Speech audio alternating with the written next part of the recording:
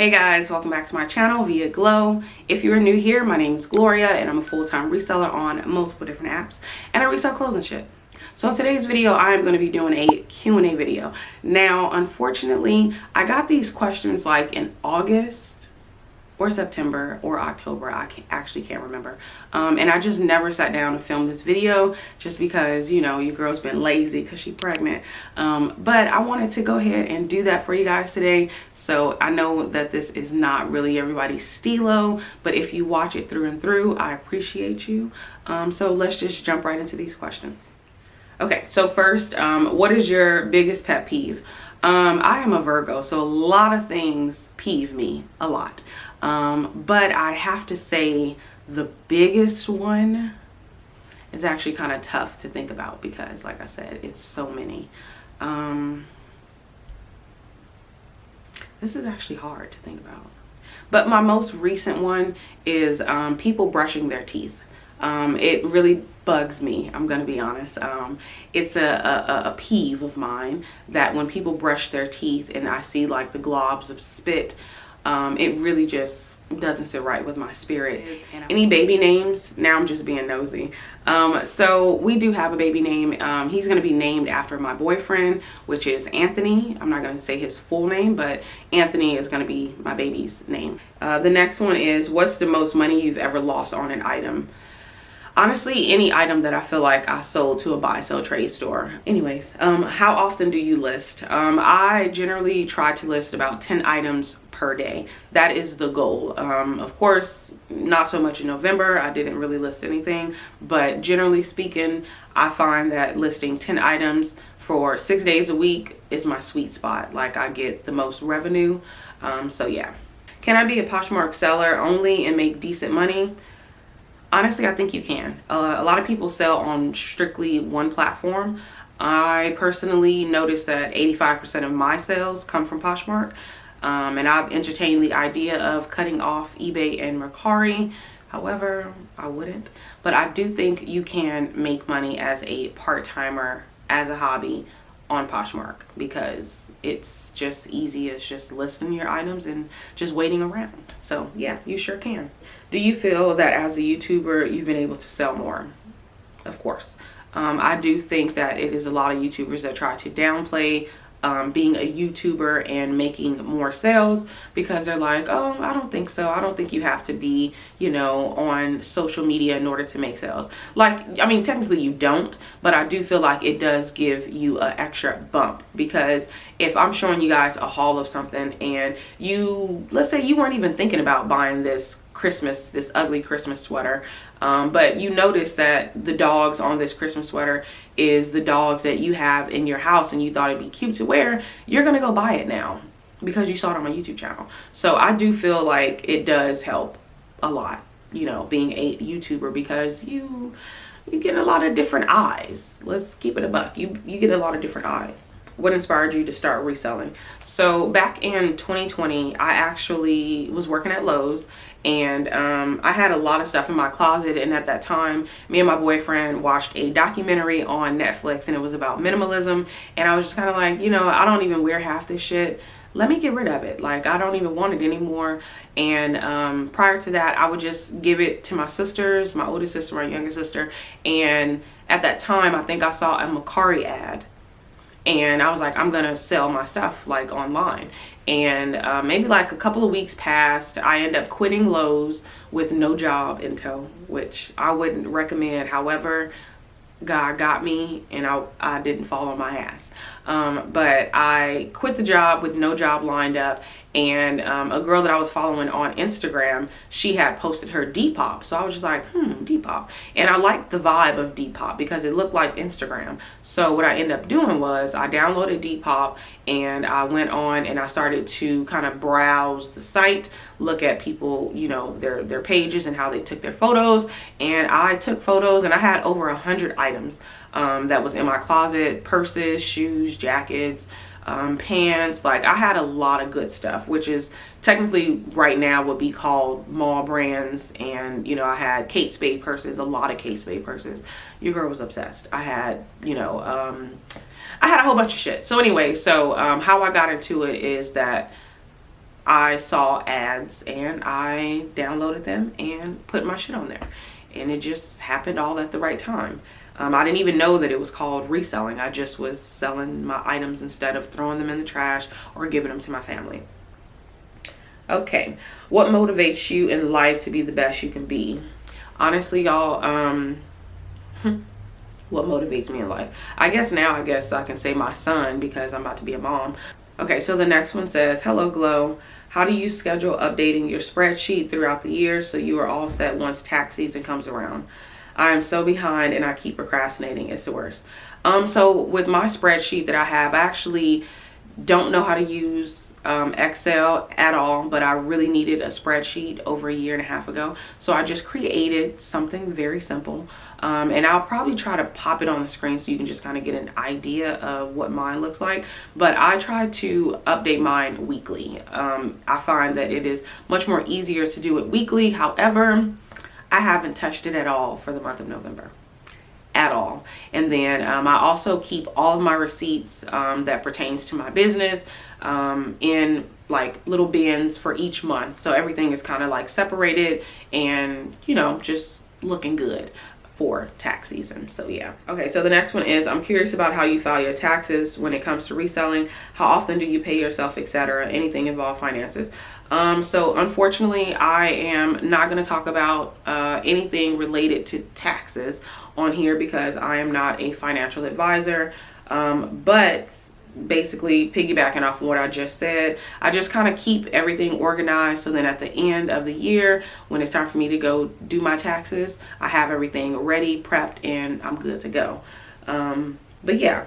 As far as the second question, how often do you pay yourself? I'm gonna be honest with y'all, I'm very not organized when it comes to that. I unfortunately keep everything on my debit card. So all of my deposits come to my debit card that I've had for over 10 years. And I shop off of that debit card. I, buy my personal things from that debit card. I pay my bills with my debit card.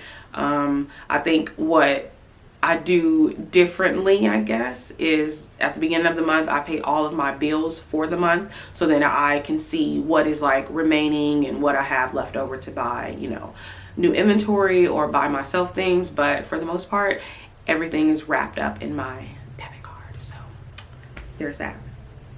The next one is, being able to live off of reselling is amazing. Would you ever sell courses on how to achieve that?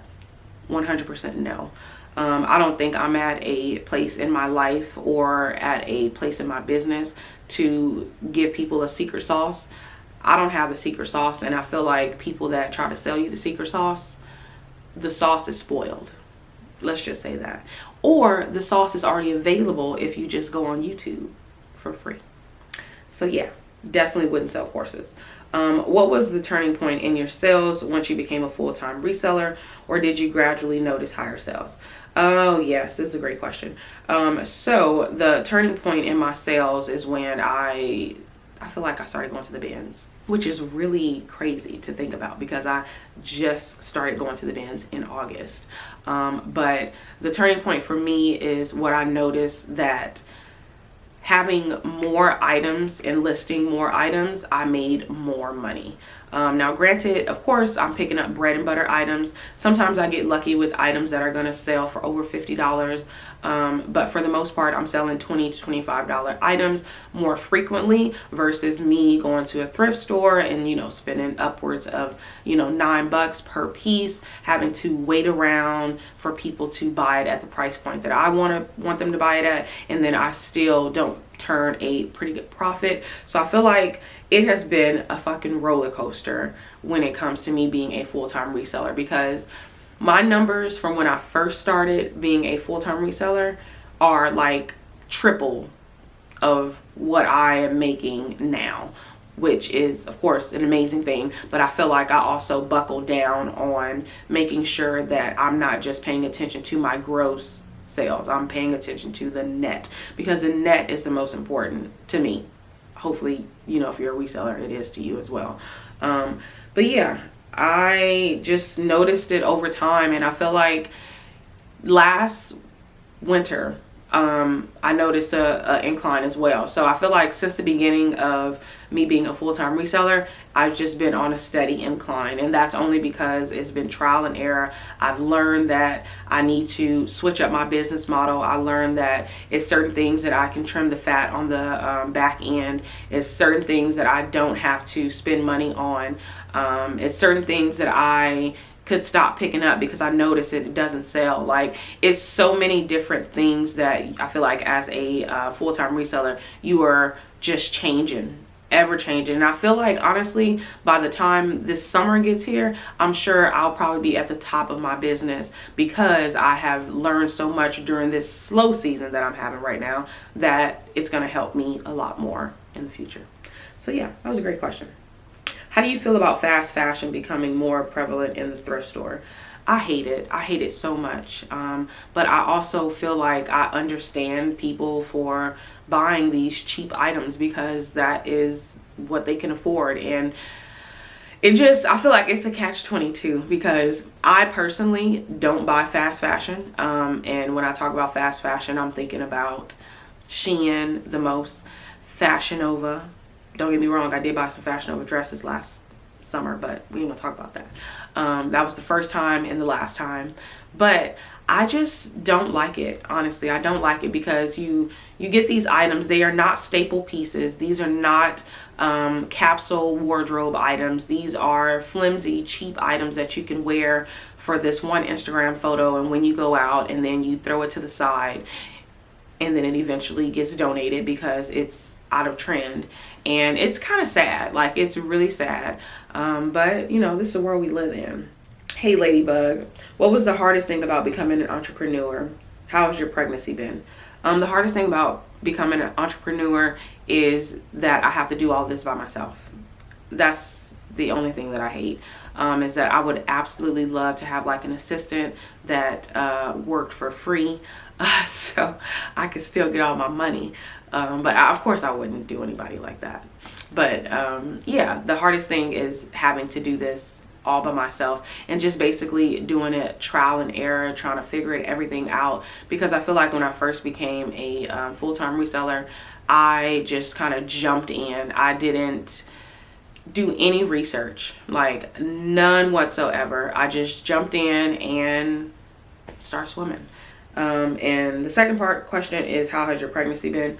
Honestly, it's been, I give it a 5 out of 10 because first trimester was terrible. Second trimester, chef kiss. I was my normal self. My belly was growing a little bit, loved it. And then at the beginning of the third trimester, that is when all hell broke loose. I don't like a lot of the side effects that my body had to go through for this trimester. I am still in my third trimester technically because I'm 40 weeks. But yeah, this is the first time for everything. So just waiting for him to get ready to get up out of here. So yeah, I feel like I'll talk about that more in another video because I kind of want to. Okay, so the next one is, y'all have, let me try to speed through these because I know this is getting long. Okay, so 1, show your inventory system. This is more of a video request than it is a Q&A. Talk as much as you are comfortable with, the income streams you are using to sustain being a full-time reseller. I know it's more than just earnings from sales and always curious how people make it work. My inventory system, I guess I won't bore y'all with a video because I feel like I showcase it in my vlogs. But my inventory system is pretty basic. I put everything in a bin. So I go thrifting, come home, put it in my inventory spreadsheet, how much I pay for the item, fold the item up, put it in the bin. That's it. After I photograph it, of course. And then as far as like multiple income streams, at one point when I was with Prime Lister, I'm still using it, I was making money from them. I wasn't making a lot. And then of course YouTube, and that's pretty much it. I only use Prime Lister when I did have it, and then YouTube now, and my full-time reselling money. What are your long-term goals in terms of reselling? Honestly, as of late, I've been tinkering on the idea of going to find a real job because I feel like I don't know if I'm going to be able to continue this long term now that I have a child, because I'm technically going to be a stay-at-home mom, and I know that there's a lot of women in the reselling business that are stay-at-home moms and they're doing reselling. I know before I said that I wanted to do this for an extended amount of time just because it is so freeing to run my own business. I just don't know long term how it's going to work, especially how the world is going right now, and noticing how my sales went for November, and just kind of like knowing that a recession is around the corner and people are holding on to their coins. And I am in a business of capitalism, and I need people to buy things for me in order for me to sustain my lifestyle. So it's a little nerve-wracking to think about, but I don't even know what job I would jump back into. So yeah, I don't think I talked to y'all about that, but I have been entertaining the idea of finding a real job. So yeah, my views have definitely changed. All right, hello there. I'm a relatively new subscriber. What line of work were you in before you started reselling full-time? I am just been a retail worker in management, and right before I quit my job, I was working at Frito-Lay as a supervisor at a plant that they make the chips at. Yeah, they make chips.